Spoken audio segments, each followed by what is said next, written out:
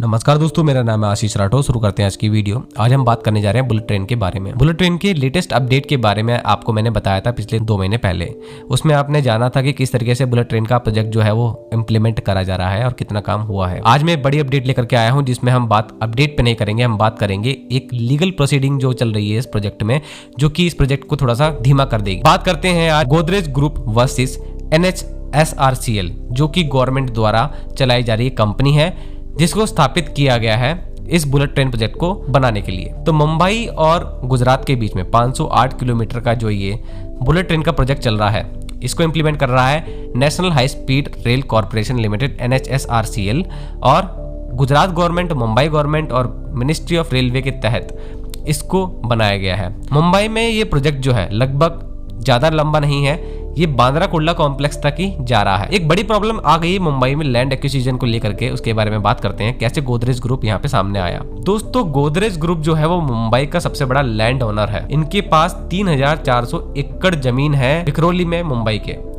जो इन्होंने 30 लाख रुपए दे करके ब्रिटिशर्स से बहुत पुराने समय में 3000 एकड़ जमीन ली थी, और 400 एकड़ इन्होंने बाद में और जोड़ी, और लगभग 3400 एकड़ जमीन इनके पास विक्रोली में हो जाती है। और अगर हेक्टेयर में देखा जाए 1376 हेक्टेयर इनके पास जमीन है। अब मैं जमीन की बात कर ही क्यों रहा हूँ, क्योंकि जमीन का ही एक बड़ा मामला है। मुंबई में जो बांद्रा कुर्ला कॉम्प्लेक्स तक ट्रैक जा रहा है, उसमें बीच में जब बुलेट ट्रेन एंटर करती है अंडर सी टनल में, जो कि बनाई जा रही है, आपको पता होगा एक अंडर सी टनल बन रही है। विक्रोली और थाने क्रीक की लोकेशन यहाँ पर पड़ती है। वहां पर अंडर सी टनल में जहाँ पे ट्रेन एंटर करेगी, उस जगह पर विक्रोली का एरिया आता है, और वहां पर 10 हेक्टेयर जमीन गोदरेज की एक्वायर करनी है इस प्रोजेक्ट के लिए। तो 2018 में उन्होंने इस लैंड एक्विजिशन के अगेंस्ट में पेटिशन दायर करी बॉम्बे हाई कोर्ट में। बाकी बाद में वो लोग इस चीज को रोक तो नहीं पाए, एक्विजिशन हुआ, उन्होंने भी ये माना, और कंपेंसेशन एक्ट 25 के द्वारा ये एक्विजिशन हो सका, उन्होंने भी ये मान लिया। लेकिन वो यहाँ पे नहीं रुके। 2020 के जुलाई में एक और बार हियरिंग हुई, और उन्होंने पिछली अपनी पेटिशन के आधार पर बताया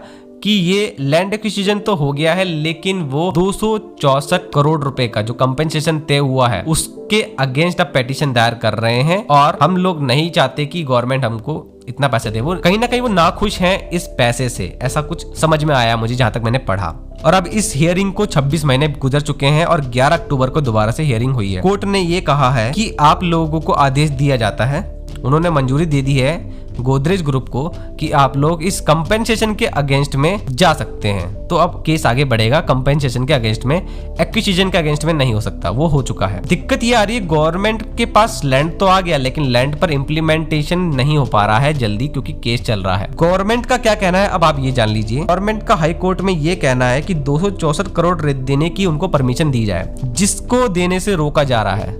264 करोड़ वो देना चाहते हैं, लेकिन गोदरेज नहीं लेना चाहता, और उसमें उन्होंने ये भी बताया गवर्नमेंट ने, प्रति दिन उनको 4,34,421 रुपए का नुकसान हो रहा है एज अ इंटरेस्ट, जो उनको पे करना पड़ेगा गोदरेज को। कि अब उन्होंने जमीन तो ले ली, अब उनके ऊपर एक तरह से पैसा देने का बर्डन है, और वो पैसा नहीं उन्होंने अभी दिया है, क्योंकि गोदरेज ले नहीं रहा है। तो गवर्नमेंट के अकॉर्डिंग तो लगभग हर साल उनको 15 करोड़ रुपए का लॉस हो रहा होगा एज अ इंटरेस्ट। तो लगभग 4 साल इस चीज को बीत चुके हैं, और काम धीमा चल रहा है। गवर्नमेंट ने साफ साफ कोर्ट में कह दिया है। अब देखना ये है कि अब कोर्ट करता क्या है, क्योंकि उन्होंने अब सुनवाई की इजाजत तो दे दी है। तो इस इम्पोर्टेंट 10 हेक्टेयर लैंड के ऊपर बात जो चल रही है, इसके ऊपर आगे देखते हैं क्या फैसला आता है। अब मैं अपना व्यू बताता हूँ दोस्तों।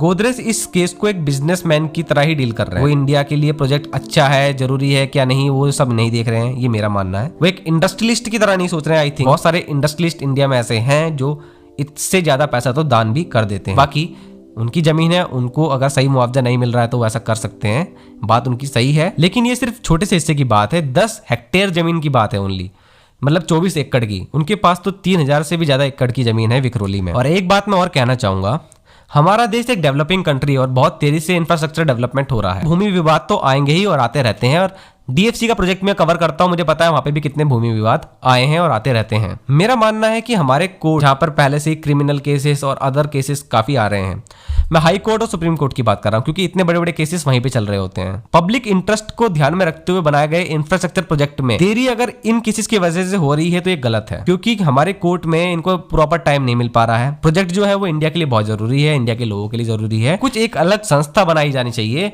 जो कि इन सब चीजों का ध्यान दे, और अलग से सिर्फ और सिर्फ इन्हीं मसलों को सॉल्व किया जाए जो कि गवर्नमेंट रिलेटेड प्रोजेक्ट हैं, क्योंकि ये टैक्स पेयर का पैसा है। टैक्स पे करने वाले बंदे की आधी उम्र निकल गई, लेकिन टैक्स जहां गया वो प्रोजेक्ट जो बनना चाहिए था वो प्रोजेक्ट उसकी आधी उम्र में उसके सामने बन भी नहीं पाया। तो ये कितनी बुरी बात है।